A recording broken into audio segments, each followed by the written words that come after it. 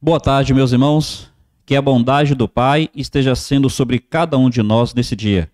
Espero que todos tenham tido uma noite de Natal muito feliz, bem agradável, com a família, com a sua igreja.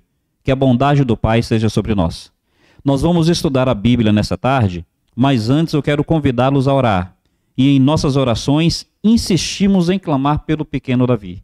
Aquele bebê que nasceu, que está entubado, que o Senhor continue preservando a sua vida e trazendo cura. Vamos orar pela irmã Regina, esposa do irmão Alberto, esse que nos ajuda tanto na congregação virtual. E também vamos orar pela nossa região, que está muito afetada pelas chuvas. Falemos com Deus então. Santo Senhor, toda honra, toda glória, louvor e majestade sejam dadas ao teu nome. Senhor, nós pedimos a ti para que o Senhor se agrade de nós, que a tua boa mão seja sobre nossas vidas. E, Pai amado, nós pedimos a ti para que possamos andar diante do Senhor, Pai, sob a tua misericórdia de uma maneira digna de ti. Quero clamar ao Senhor por aqueles que passam por lutas, e aqui lembramos, ó Pai, que o Senhor esteja sendo com o pequeno Davi, ministrando cura a essa criança, Pai. Senhor, agrada-te de Bruno e de Keila, conforta o coração deles.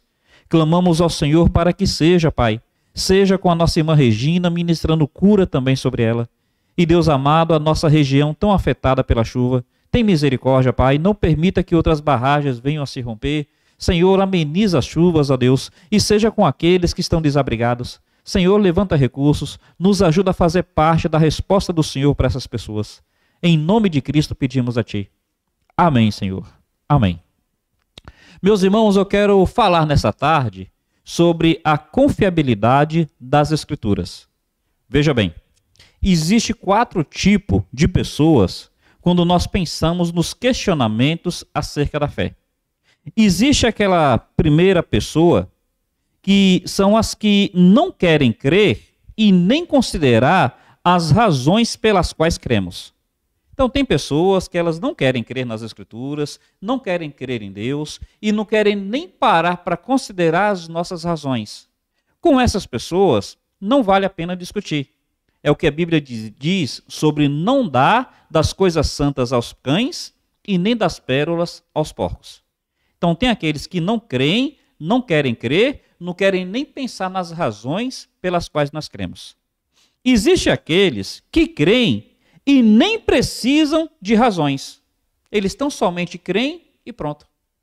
Então, enquanto tem o extremo daqueles que não querem crer de maneira nenhuma, tem aqueles que têm um coração tão dispostos que acabam crendo sem razão nenhuma. Por um lado é bom, mas por outro lado é ruim, porque às vezes acaba crendo em qualquer coisa. Tem que tomar cuidado. E existe um terceiro grupo, que são aquelas que não creem, mas têm dúvidas sinceras e estão abertas a ouvir nossas razões. Então veja esse terceiro grupo.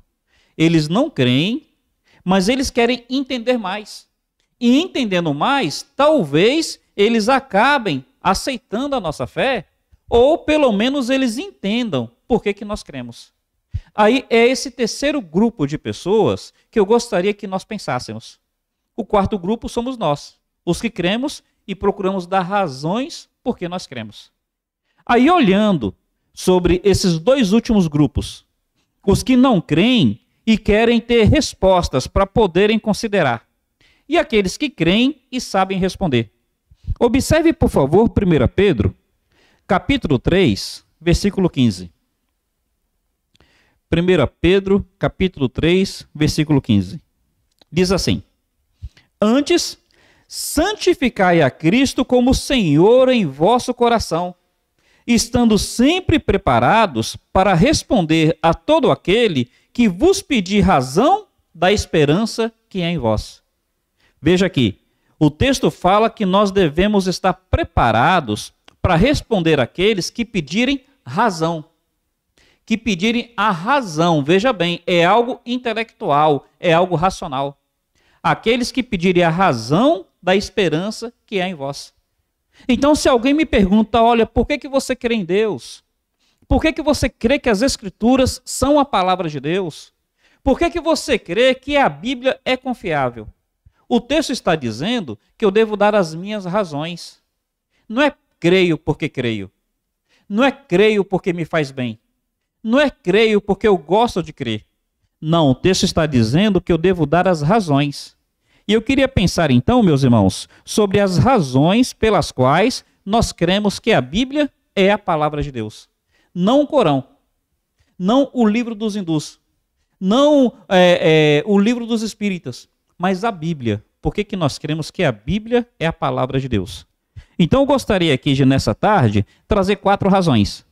Existem outras, mas eu gostaria de trazer 4 razões. Em primeiro lugar, entendamos, o cristianismo nos exige fé, mas não é uma fé cega, nem uma fé irracional.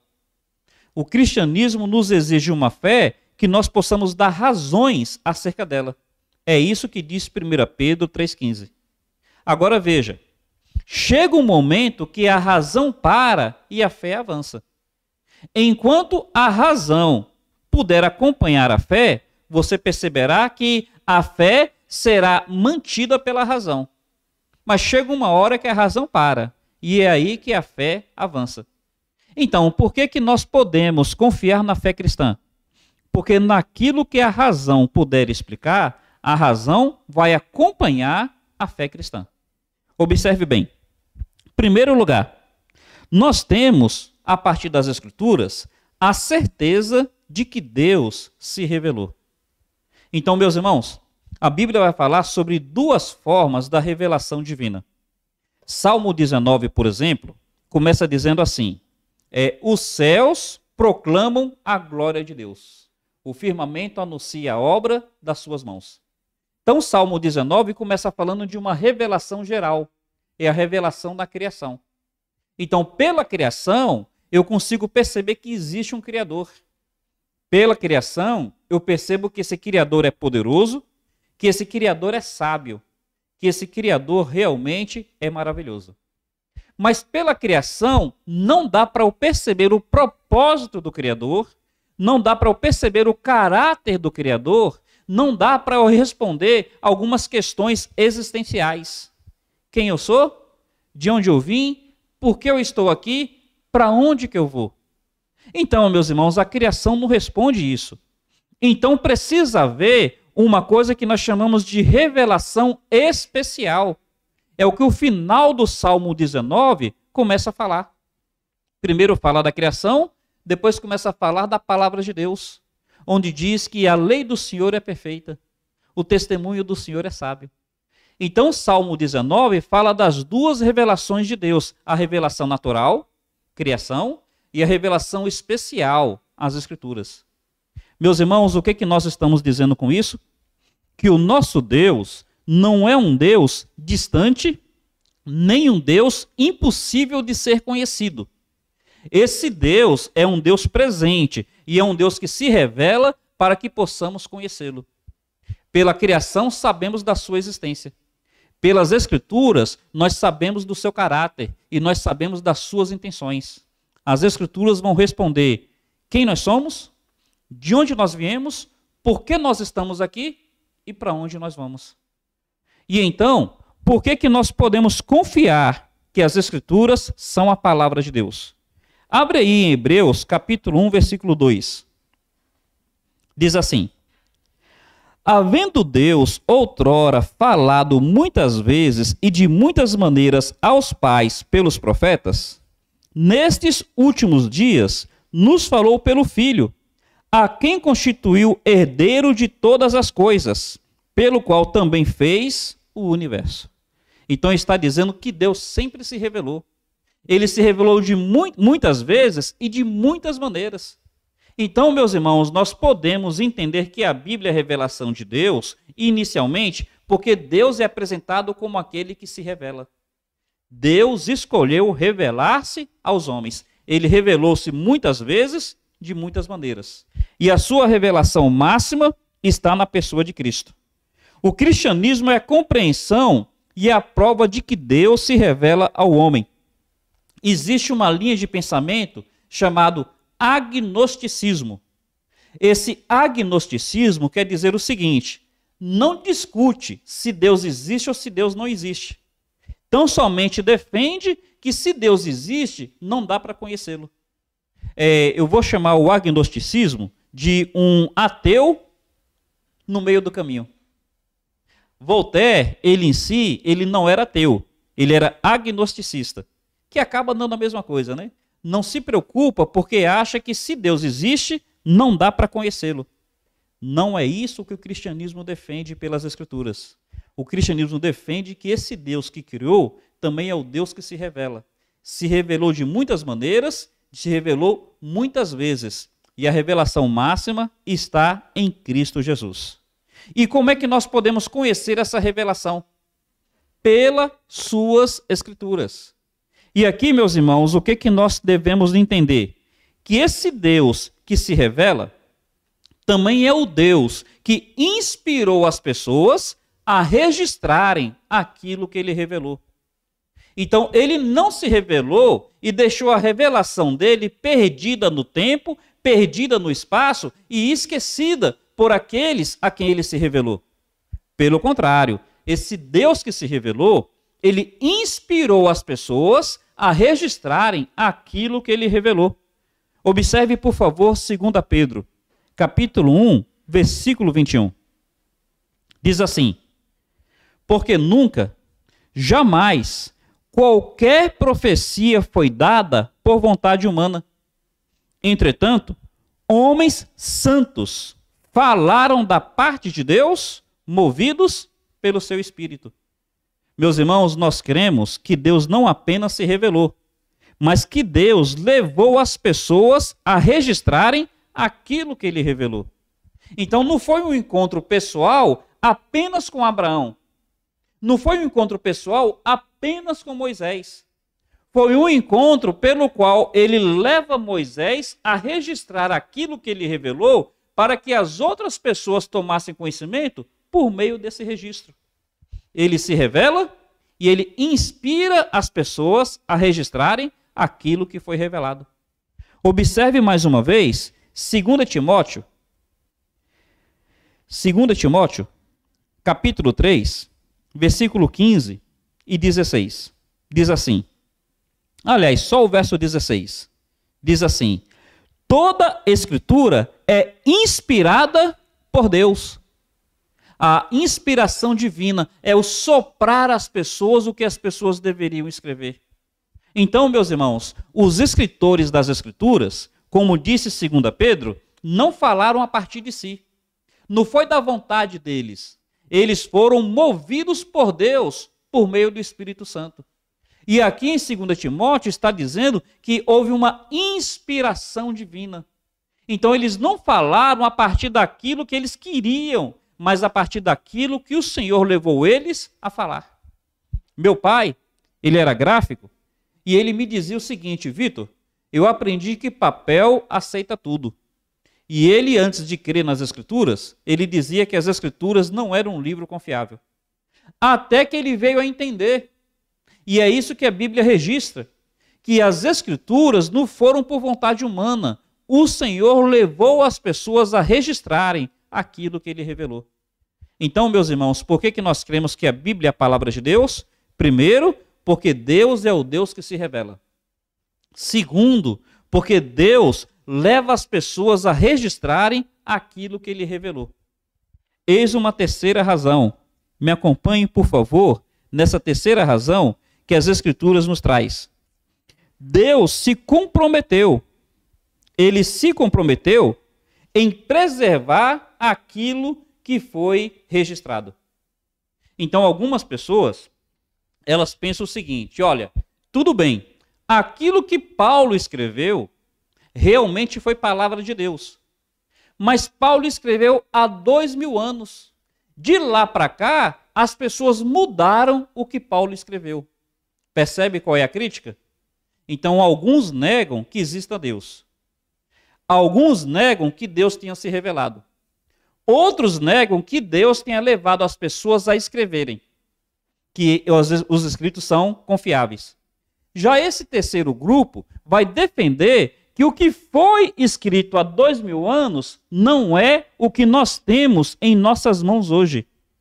Meus irmãos, nós cremos que Deus se revela, nós cremos que Deus inspira as pessoas a registrarem o que ele revelou, e nós cremos que Deus não deixou o trabalho no meio do caminho. Deus se comprometeu em preservar aquilo que foi registrado. Me acompanhe, por favor, em Jeremias, capítulo 1, versículo 12. Capítulo 1, versículo 12 de Jeremias, está escrito assim: Disse-me o Senhor, viste bem, porque eu velo sobre a minha palavra para cumprir. Deus está dizendo que ele vela pela palavra dele. Meus irmãos, ora, será que esse Deus que é tão sábio, será que esse Deus que foi cuidadoso em toda a sua criação, ele cometeria esse deslize? Ele se revelaria? Ele levaria as pessoas a escreverem aquilo que ele revelou? E ele não se comprometeria em preservar aquilo que foi revelado? Será que Deus deixaria coisa no meio do caminho? Não, meus irmãos. Ele diz que ele vela pela sua palavra para cumprir. Jesus Cristo, ele disse assim em Mateus 24, verso 35. Ele diz: Passará o céu e a terra, mas as minhas palavras não passarão. Ele está dizendo, olha, os céus podem passar, a terra pode passar, mas as minhas palavras não passarão. A Bíblia é um livro confiável. O Senhor se comprometeu não apenas em revelar-se, em inspirar as pessoas a registrarem o que foi revelado, mas ele se comprometeu também em preservar aquilo que foi revelado. E aqui, meus irmãos, eu gostaria de passar para vocês algumas informações que são bem interessantes. Um exemplo. Pastor, nesses 2000 anos, será que o texto bíblico não foi mudado? Então, olha só. Entre outras provas de que o texto foi preservado, existe os manuscritos do Mar Morto. Como é que são esses manuscritos do Mar Morto? Na caverna de Qumran, ali naquela região da Palestina, naquela região do Mar Morto. Então, ali existem muitas cavernas mesmo. Dois pastores, eles adolescentes, 12 para 14 anos, eles estavam ali cuidando das suas cabras, estavam ali cuidando dos seus bodes. E cabra, bode, gosta de subir em montanha. No que eles estão cuidando, eles sentem falta de algumas cabras. Aí eles viram uma caverna, aquela região tem muita caverna, e os meninos, com medo de entrar na caverna, os meninos pegaram uma pedra e jogaram. No que jogaram, eles ouviram o barulho de algo se quebrando. Aí eles ficaram com medo e foram embora. Depois eles voltam lá e eles vão entrar na caverna. Quando eles entram na caverna, eles encontram vasos de barro. Naquela época, 2000 anos atrás, eles usavam muito vasos de barro, entre outras coisas, para guardar objetos. Então, usavam vasos para guardar água, usavam vasos para guardar azeite, usavam vasos para guardar alimento e usavam vasos para guardar objetos. O que tinha dentro daqueles vasos? Tinha manuscritos preservados ao longo de 2000 anos. Aqueles manuscritos foram escritos 100 anos antes de Cristo. 100 anos. Então, esses manuscritos eles ficaram preservados ao longo de séculos, por cerca de 2000 anos. Eram manuscritos escritos em couro de camelo. Eram manuscritos escritos também em pergaminhos. Por aquela região ter baixa umidade do ar, esses manuscritos foram preservados. Aí, o que é curioso, além de ser uma descoberta arqueológica realmente interessante, foi analisado esses manuscritos comparados com aquilo que nós temos hoje. E naqueles manuscritos existe, por exemplo, o livro de Isaías completo. Existem alguns outros livros do Velho Testamento. E foi percebido que do jeito que nós temos a nossa Bíblia hoje, assim estão aqueles manuscritos. Eis aí uma prova muito grande, muito clara, da preservação das Escrituras ao longo dos séculos. Meus irmãos, o texto que nós temos, traduzido em diversas línguas, é o mesmo texto que foi encontrado nos manuscritos do Mar Morto, preservado por 2000 anos. Pastor, e os outros livros do Novo Testamento? Meus irmãos, nós temos diversas milhares de manuscritos, traduzidos em diversas línguas. E esses manuscritos todos, eles vão mostrando a confiabilidade do texto que nós temos em mãos. Porque a Bíblia nos ensina que Deus, ele não apenas se revela, ele leva as pessoas a escreverem o que foi revelado, inspiração. E ele não apenas revela e inspira, ele se compromete em fazer com que o texto registrado seja preservado ao longo dos séculos. Quantas e quantas vezes a Bíblia não foi um livro perseguido? Ora, desde a época do Império Romano, se alguém fosse encontrado com uma porção das Escrituras, esse alguém era perseguido, era preso, era até mesmo morto. Queimavam as Escrituras. Isso aconteceu também na Idade Média. Isso tem acontecido nos países totalitários. Mas ainda que a Bíblia seja um livro tão perseguido, eis aí a Bíblia que chegou até nós e chegou preservada. O próprio Voltaire, ele havia dito que 100 anos depois dos seus dias, a Bíblia só seria vista num museu. A Bíblia seria apenas um livro de museu. Ele fala que a Bíblia pereceria 100 anos depois dos seus dias. Acontece que 100 anos depois da morte de Voltaire, a casa de Voltaire foi comprada pela Sociedade Bíblica e a casa de Voltaire virou um local onde a Bíblia é impressa. O que é isso?